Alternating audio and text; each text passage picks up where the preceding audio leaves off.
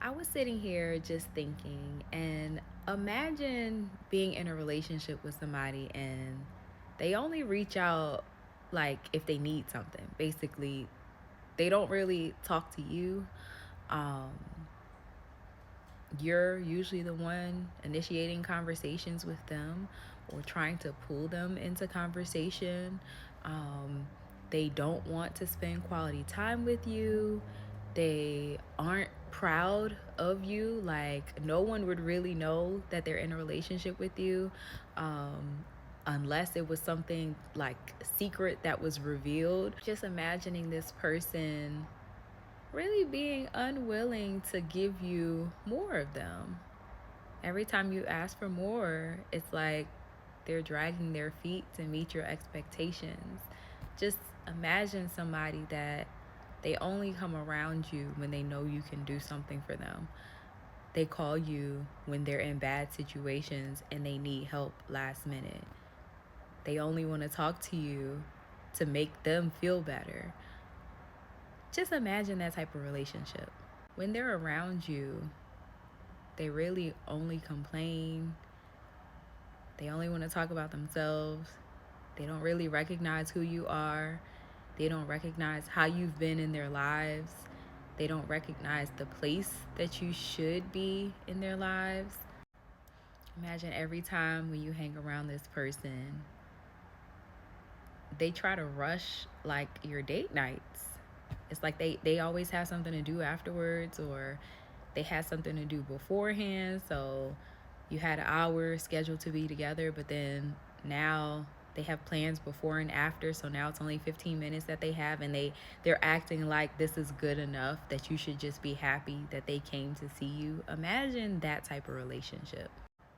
Being with somebody that continues to want more and more and more and more, but is unwilling to give you anything, is unwilling to sacrifice anything for you. They just kind of look at you as like a genie, like you're a slot machine. Like if they just, press a few buttons, that they'll be able to get whatever they want out of you. Imagine being in a relationship with somebody like that. For a lot of us, that's how we've been treating God. The relationship I just described, I think probably 100% of us would say that person does not really love the other one. The person that always has their hands out, the person that doesn't really want to spend quality time, they don't really love the person that they say they're in a relationship with. A lot of times we are that person to God. We only come to Him when we want something.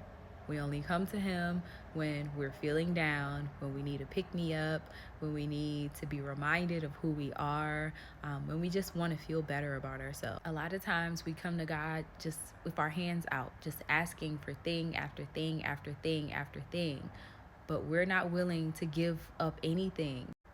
There are many people that say that they love God, but nobody would know about their love for God. That relationship is hidden.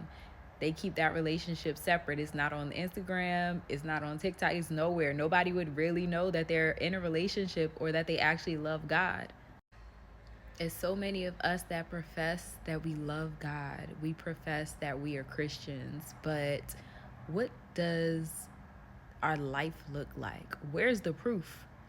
Where, if there's no proof, it looks like the relationship that I just described. It looks like you being a person that is using God for whatever you can get from Him.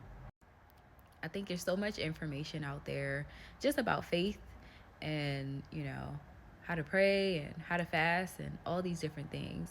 But what is our heart posture behind it? If we are doing these things not just to get closer to God, not to seek His face, not to hear from Him better, not to understand Him more, it's selfish. It's selfish. And then when things get like tough in life and we just decide that the first thing that we can take off of our plate is our relationship with God, is the ways that we praise and worship Him, that's selfish. That's us being in the relationship and you go through a rough patch. Now you don't want to talk to the person that you're with. Like, what type of relationship is that? What helps me is making things practical, um, because I think a lot of times it's easy to over spiritualize things and then you miss the entire message. But when I think about the times where like I was really deep in love, I had butterflies. I was willing to cancel whatever was going on to see these people. I was willing to stay up late to be on the phone with them, hours and hours on the phone. I was willing to sacrifice so much of my life for them. When I was really in love, I was even considering changing my career. You know, the type of love where like your friends could be calling, you don't answer the phone because like you're on the phone with your boo, like that, like you're in love, like, and it feels good, that love. You just want to be around the person. You don't really have to do anything with them. You don't have to go anywhere. You just want to be in their presence. Y'all could just be sitting on the couch and it feels like the best day ever. Have y'all been in love like that? Even if you haven't been in love like that, that's how we should love God. That's how it should make us feel. We should be excited. We shouldn't be coming with our hands out every single time. Yeah, He's going to help us. He's going to look out for us. He's going to take care of us.